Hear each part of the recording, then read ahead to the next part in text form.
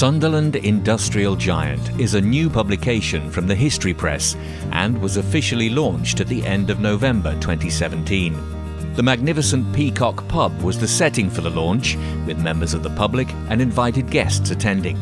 The book is a social history about Sunderland's major industries, so coal mines, shipyards, glassmaking, all of the different ones that Sunderland's famous for. The book's author, Marie Gardiner, was born and raised in Sunderland and explained the inspiration for the book. I think that mostly it started with conversations with my gran, so she would drop in little bits of family history about Grandad working at the Docks or when she worked at Pyrex, and then also working with different history groups as well. They would kind of say that they wished that they'd ask questions while they had the chance, and that seemed really important, and all of a sudden it seemed even more important to kind of collect that information while it's around.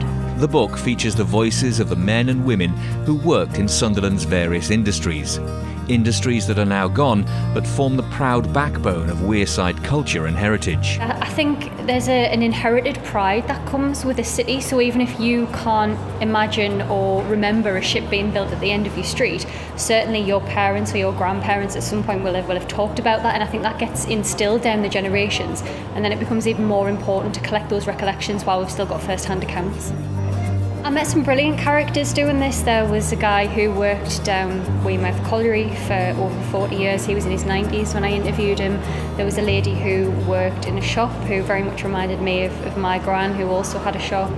I met a lovely lady who took part in a Glass Queen competition at Pyrex. She came second. She didn't win, unfortunately, but she still did very well. Yet tons of characters, and they're all in the book, and they come across really, really well. Sunderland Industrial Giant not only explores Sunderland's rich industrial past, but also poses questions about the city's future. I think it's really important to look back at what we've done and what we're proud of, but also we need to focus on moving forwards as well and what we're going to do next. And I think particularly at the moment, Sunderland is really investing in its culture, in the things that we're really good at, and it's investing in its people as well, which is really important.